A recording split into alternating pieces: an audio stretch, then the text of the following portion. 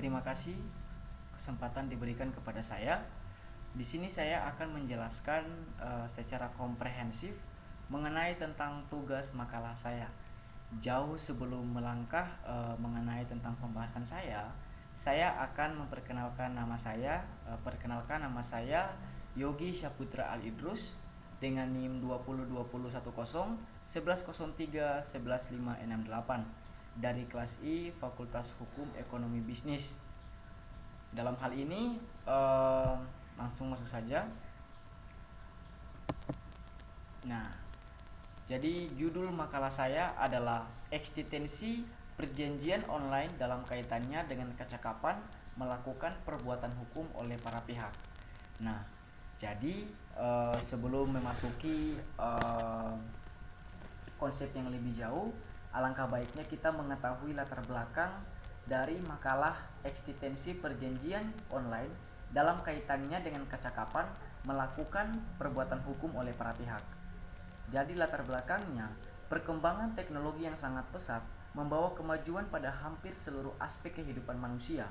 Salah satu perkembangan teknologi yang kita kenal, yaitu internet. Setelah internet ini bagi masyarakat yang luas, internet mulai digunakan juga untuk kepentingan perdagangan.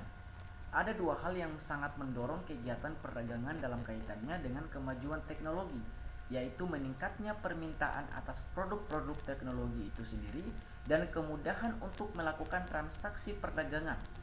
Jadi adanya internet ini, maka kegiatan perdagangan itu dapat dilakukan secara elektronik atau kita kenal yang namanya perjanjian online. Nah, dalam hal ini, dalam situs internet yang menerapkan kegiatan perjanjian jual beli itu, yang dimaksud atas lumrahnya pihak penjual adalah perseorangan yang memasarkan barang atau jasanya dengan cara mengiklankannya, iklan-iklan yang terpasang, yang dimana termuat dalam katalog-katalog elektronik di berbagai jenis kategori seperti kendaraan properti, jasa ekspedisi, katalog-katalog elektronik, dan lain-lain. Nah, tujuan bagi calon konsumen itu bagi saya membutuhkan bila mana calon konsumen yang pembeli telah menjatuhkan pilihannya terhadap barang atau jasa yang dicari, maka ia dapat menghubungi kontak pihak penjual tersedia di katalog-katalog elektronik tersebut. Maka adanya perjanjian online ini, lalu bagaimana kaitannya dengan kecakapan melakukan perbuatan melawan hukum? Nah, dalam hal ini ada rumusan masalah yang harus kita ketahui di situ. Ya, rumusan masalah yang akan saya bahas itu ada dua komponen. Yang paling pertama adalah bagaimana keabsahan perjanjian jual beli online yang dilakukan oleh para pihak yang belum cukup umur. Ya. Dan yang kedua, apa yang menjadi tolak ukur bagi para pihak penjual online jika mengirim suatu barang tidak sesuai dengan bendanya yang dimana dilihat secara yuridis. Ya, itu rumusan masalah yang harus kita ketahui. Kemudian yang ketiga adalah tujuan penulisan. Saya menjelaskan secara komprehensif mengenai konsepsi apa saja atau konsepsi keabsahan perjanjian jual beli online yang dilakukan oleh para pihak yang belum cukup umur. Dan yang kedua, menjelaskan apa yang menjadi tolak ukur bagi para pihak penjual jika mengirim suatu barang yang tidak sesuai yang dimana dilihat dalam aspek yuridisnya. Nah, kemudian yang keempat adalah metode penulisan. Metode penulisan yang dipakai adalah metode deskriptif normatif, yang dimana metode ini yang saya pilih karena makalah ini ditinjau dari metode tersebut yang merupakan nilai cukup efektif bagi saya, yang dimana memberikan banyak manfaat. Metode deskriptif normatif itu sendiri merujuk pada menganalisis kejadian peristiwa yang terjadi, kemudian ditinjau dari pengambilan hukum atau norma yang berlaku dan juga pendapat-pendapat doktrin, dan sesuai subtema pokok yang saya kaji adalah makalah saya khususnya, sehingga saya dapat memperoleh pemahaman yang mendalam serta juga mendeskripsikan realitas dan konseptualitas yang terjadi dalam normatif. Semoga dapat memberikan manfaat dan tentunya dapat menambah wawasan yang lebih luas mengenai sub pokok tema yang berisi transaksi elektronik. yang berjudul Eksistensi Perjanjian Online dalam kaitannya dengan kecakapan perbuatan melawan hukum perbuatan oleh para pihak. Nah, kemudian teman-teman, kita masuk di dalam pembahasan yang kedua, bab kedua, yaitu pembahasan, yaitu yang pertama yang tadi saya kaitkan di dalam rumusan masalah saya. Yang pertama adalah keabsahan perjanjian jual beli online yang dilakukan oleh para pihak yang belum cukup umur. Nah, jadi di sekarang ini banyak orang yang belum cukup umur itu melakukan yang namanya perjanjian jual beli online yang ada di Shopee, Tokopedia, dan sebagainya. Lalu apakah perjanjian itu sah-sah saja? Apakah perjanjian itu tidak sah? Lalu bagaimana langkah yuridisnya? Nah, dalam hal ini yang belum cukup umur pada hakikatnya, perjanjian online secara garis besar memiliki keserupaan dengan perjanjian konvensional. Nah, hal ini didasarkan pada argumen bahwa kalau bagi saya perjanjian online itu dikatakan telah sah dan mengikat para pihak sebagaimana layaknya undang-undang bila mana terpenuhi seluruh syarat sahnya perjanjian sebagaimana dimaksud di atas. Ya, dahulu perjanjian online itu yang dimana dikutip oleh Edmund Makarim, definisi dari perjanjian online itu sendiri artinya kontrak elektronik atau ikatan hubungan hukum yang dilakukan secara elektronik yang menggabungkan jaringan dari sistem informasi berbasis komputer dengan sistem lainnya. Nah, kalau kita berbicara sahnya perjanjian jual beli online yang dilakukan oleh anak yang belum cukup umur, kita lihat bisa cek di dalam pasal 1320 Kitab Undang-Undang Hukum Perdata yang dimana disebutkan ada 4 syarat sahnya perjanjian. Yang pertama ada sepakat mereka yang mengikat dirinya, ya, adanya kata sepakat. Kemudian yang kedua ada kecakapan melakukan perbuatan hukum. Nah, artinya kalau anak itu belum mencapai 21 tahun atau kalau di dalam Undang-Undang Perkawinan, Undang-Undang Nomor 1 Tahun 1974, yaitu umurnya 18 tahun, berarti perjanjiannya tidak sah, ya, batal, ya. Kemudian yang ketiga ada suatu hal tertentu. Kemudian yang keempat suatu sebab yang halal. Ya, jadi sebab yang halal di sini dia tidak harus bertentangan dengan undang-undang. Nah, kemudian saya menjelaskan dari syarat tersebut. Syarat poin A dan B disebut syarat subjektif karena secara komprehensif menyangkut subjek pembuat perjanjian tersebut. Sedangkan syarat poin C dan D disebut sebagai syarat objektif. Kenapa? Karena menyangkut objek yang diperjanjikan dalam kontrak yang bersangkutan. Nah, saya kaitkan permasalahan yang dibahas bahwa perjanjian online yang dituangkan dalam bentuk surat elektronik atau email yang dimana dibuat oleh pihak-pihak yang belum cukup umur atau di bawah 21 tahun itu menyebabkan cacat dalam kontrak. Artinya apa? Kontrak tersebut tidak sah dan diancam dengan pembatalan atau kebatalan. Hal ini didasarkan pengalaman adik saya juga. Adik saya pernah belanja di Shopee, belanja sepatu. Nah, kemudian dia ini belum cukup umur, belum sampai 18 tahun. Dia masih 10 tahun. Nah, dalam hal ini maka syarat perjanjian yang ditempuh oleh adik saya menurut hukum merupakan syarat yang tidak sah terhadap suatu perjanjian jual beli online yang ia lakukan. Nah, berdasarkan deskriptif normatif yang saya lakukan, saya mengutip pendapat doktrin yang mana hasil wawancara dengan Bapak IGD Raka Sukarta. Beliau adalah seorang notaris yang dimana pada tanggal 22 Januari 2015 mengemukakan bahwa perjanjian online itu sebagaimana dimaksud secara teoritis itu dianggap tidak sah karena pihak yang membuat kontrak dikategorikan sebagai golongan yang belum cukup umur. Nah, meskipun demikian, selama dan sepanjang kontrak tersebut tidak membawa akibat yang merugikan bagi pihak lawan dan tidak adanya pembatalan, maka perjanjian atau kontrak yang dibuat tersebut tetap berlaku mengikat. Tidak hanya pada pihak yang belum dewasa, melainkan yang lebih penting lagi adalah mengikat bagi para pihak siapa yang kontrak, ya. Nah, itu dibuat oleh pihak yang belum dewasa tersebut. Berkaitan dengan uraian di atas, teman-teman, pembatalan perjanjian akan terlihat ambigu. Artinya apa? Artinya bila disandingkan dengan pemutusan kontrak yang kerap dilakukan oleh para pihak, pembatalan kontrak selalu dikategorikan dengan fase lahirnya perjanjian, fase pembentukan perjanjian maksudnya.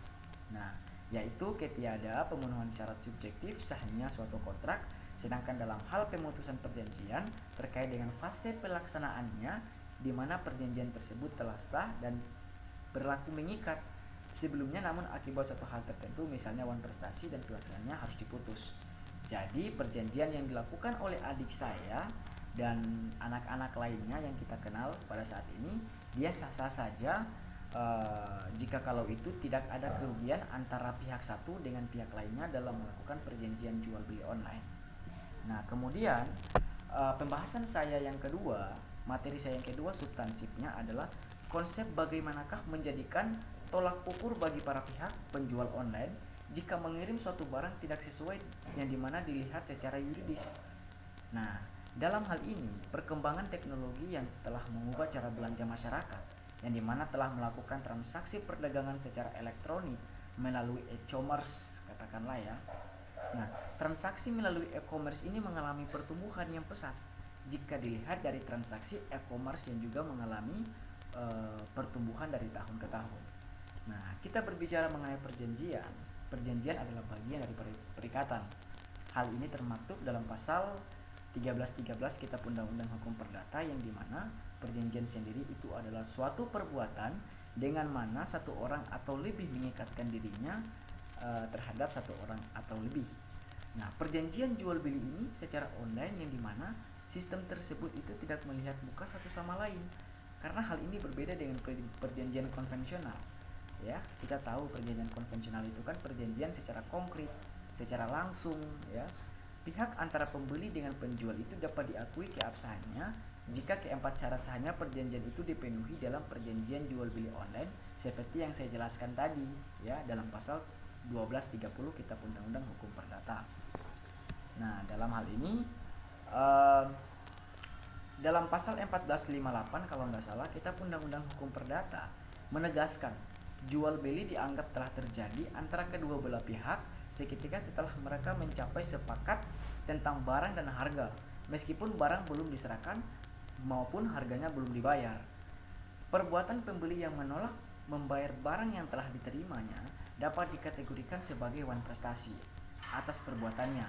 Nah, penjual dapat menuntut ganti rugi atau pembatalan pembelian karena hal ini sebagaimana termaktub dalam pasal 1267 Kitab Undang-Undang Hukum Perdata sampai 1517 Kitab Undang-Undang Hukum Perdata. Namun jika barang dikirimkan penjual di marketplace itu tidak sesuai yang harus diperjanjikan, pembeli tidak berhak atas kompensasi, artinya ganti rugi ya, atau pengganti penjual wajib memberikan, bukan malah bertindak sewenang-wenang pada kurir. Karena prinsipnya kurir hanya bertanggung jawab pada pengiriman barang, bukan pada kualitas barang. Nah, wan prestasi atau tidak memenuhi perjanjian di sini, yaitu perjanjian online khususnya, yaitu makalah saya tentang perjanjian online dalam kecakapan melakukan perbuatan hukum antara para pihak, di mana penjual menjual barang yang dia jual pada jual beli online tidak sesuai yang diperjanjikan saat terjadi proses terjadinya interaksi jual beli online, sehingga menimbulkan kerugian bagi pihak pembeli. Misalnya dalam layar komputer online, penjual menyebutkan bahwa barang tidak ada cacat dan tidak pernah diservis, akan tetapi saat terjadi proses jual beli online barang dalam keadaan cacat dan kondisi rusak. Nah, saya juga akan membahas kalau kita berbicara secara yuridisnya bagaimana tolak ukur kalau barang itu tidak sesuai. Hal ini juga termaktub dalam Undang-Undang Nomor 8 Tahun 1999 tentang perlindungan konsumen, yang dimana ada di dalam pasal 6 ya ayat 1 ya kalau nggak salah, tentang perlindungan konsumen menjelaskan apa yang menjadi hak-hak dari pelaku usaha, yaitu hak untuk menerima pembayaran sesuai dengan kesepakatan mengenai kondisi dan nilai tukar barang dan jasa yang diperdagangkan, hak untuk mendapatkan perlindungan hukum dari tindakan konsumen yang beretikat baik, hak untuk membela diri sepatuhnya dalam penyelesaian sengketa konsumen, hak untuk rehabilitasi nama baik apabila terbukti secara hukum bahwa kerugian yang dikonsumsi tidak diakibatkan oleh barang atau jasa yang diperdagangkan, dan hak yang diatur dalam peraturan perundang-undangan lainnya. Maka dari itu, konsumen itu diibaratkan sebagai raja. Jika konsumen barangnya tidak dipenuhi, ataupun katakanlah tidak sesuai, maka konsumen bisa saja melaporkan hal tersebut kepada pihak berwenang. Nah, kemudian yang terakhir saya berkesimpulan dan saran. Kesimpulan saya pada makalah saya mengenai tentang eksistensi perjanjian online dalam kaitannya dengan kecakapan melakukan perbuatan hukum oleh para pihak. Berdasarkan uraian di atas, saya dapat disimpulkan bahwa perjanjian online yang dibuat oleh para pihak yang belum cukup umur, artinya di bawah 21 tahun, secara online, secara teoritis itu dianggap tidak sah dan dapat berakibat pada pembatalan perjanjian itu. Meskipun demikian, sepanjang perjanjian online sebagaimana dimaksud di atas tidak membawa akibat yang merugikan bagi pihak lawan dan tidak adanya tindakan pembatalan, maka kontrak tersebut tetap berlaku mengikat bagi para pihak yang melakukannya. Nah, perbuatan pembeli yang menolak membayar barang yang telah diterimanya dapat dikategorikan sebagai wan prestasi. Atas perbuatannya, penjual dapat menurut ganti rugi atau pembatalan pembelian. Begitu jual sebaliknya. Kemudian saya saran yang terakhir ya ini, perkembangan teknologi ini yang semakin pesat, apalagi di zaman globalisasi ini, kita zaman teknologi yang kalau katakanlah 4.0. Hal ini kan kita diperjual online, media sosial semakin dilakukan oleh para pihak. Saran yang dikemukakan media sosial semakin dilakukan oleh para pihak yang dimana berupa sebaiknya perjanjian online dilakukan dengan sistem aturan yang lebih represif. Misalnya nih seperti mencantumkan hal yang berkaitan dengan sanksi yang ada di setiap aplikasi, Shopee, Tokopedia dan lain-lain. Sehingga ketika kita melakukan belanja ada bukti yang harus diadukan di situ. Nah, itu merupakan saran bagi saya. Semoga dapat memberikan manfaat, terutama makalah saya mengenai tentang eksistensi perjanjian online dalam kaitannya dengan kecakapan melakukan perbuatan hukum oleh para pihak. Itu saja yang dapat saya sampaikan. Wabillahi taufiq wal hidayah. Wassalamualaikum warahmatullahi wabarakatuh.